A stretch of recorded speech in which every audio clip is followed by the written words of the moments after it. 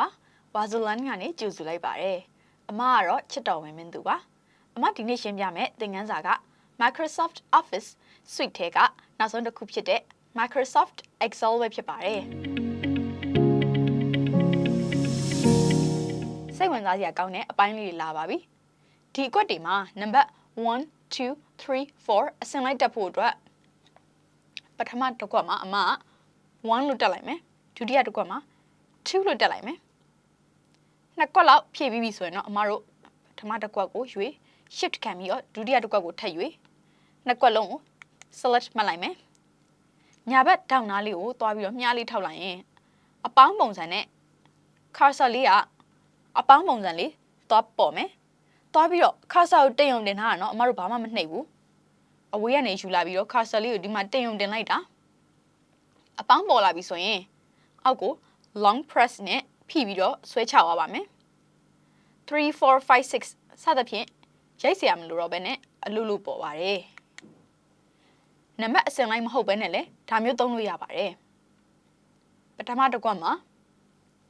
6လို့အမရိုက်ထည့်လိုက်မယ်ဒုတိယတစ်ကွက်မှာ12လို့ရိုက်ထည့်လိုက်မယ်6ကိုရွေးမယ်12ကို shift ခံပြီးတော့ထပ်ပြီး select လုပ်မယ်အောက်ကိုအပေါင်းလေးနဲ့ဒီလိုပဲဆွဲချသွားလိုက်ရင်6အလီတိုင်းတိုးတိုးပြီးတော့18 24စသဖြင့်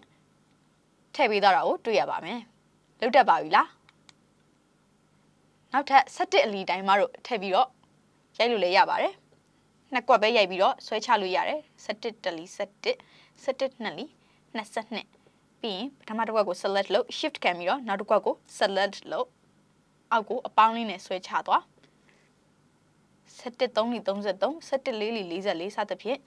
17 10လီ110အထိမှလုပ်လို့ရတယ်အောက်ထိဆက်ဆွဲခြင်းလဲဆက်ပြီးတော့အများကြီးဆွဲသွားလို့ရသေးရနော်17 17လီ121ဒါမျိုးတွေအထိလုပ်ပေးထားဖြစ်ပါတယ်ဒါဆိုရင်တော့မတို့ autofill ဆိုတဲ့ပုံစံလေးကိုသုံးတတ်သွားပါပြီအမတို့ကို Excel ကနံပါတ်တွေမကပဲနေ့ရက်တွေကိုလည်းဒီလိုမျိုးအလိုလိုဖြည့်ပေးပါတယ်ဥပမာကြည့်အောင်နံပါတ်1မှာအမတို့ Sunday လို့ဖြည့်လိုက်မယ်သူကတစ်ကွက်ဖြည့်ရင်ရပြီအောက်ကိုဒီနားလေးမှာဒီထောင်လေးမှာညာဘက်အောက်လေးကထောင်လေးမှာသွားပြီးမြားလေးတင်လိုက်ရင်အပေါင်းလေးပေါ်လာမယ်သူ့ကိုဖိပြီးတော့ long press နှိပ်ပြီးတော့ဆွဲချသွားရင် Sunday Monday Tuesday Wednesday Thursday Friday Saturday စသဖြင့်ကျန်တဲ့ရက်တွေအကုန်ပေါ်လာပါတယ်နေ့ရက်ပြီးတော့အမတို့လကိုဖြည့်ကြည့်ကြမယ်နော် January ပထမတစ်ခွက်မှာ January လို့အမတို့ဖြည့်လိုက်မယ်သူ့ပေါ်ကို click တစ်ချက်ချ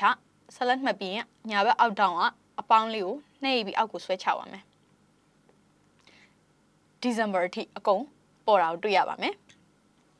December မှာရက်လိုက်ရင်အကုန်လုံးအစင်လိုက်သူဖြည့်ပေးထားတာကိုတွေ့ရပါပြီ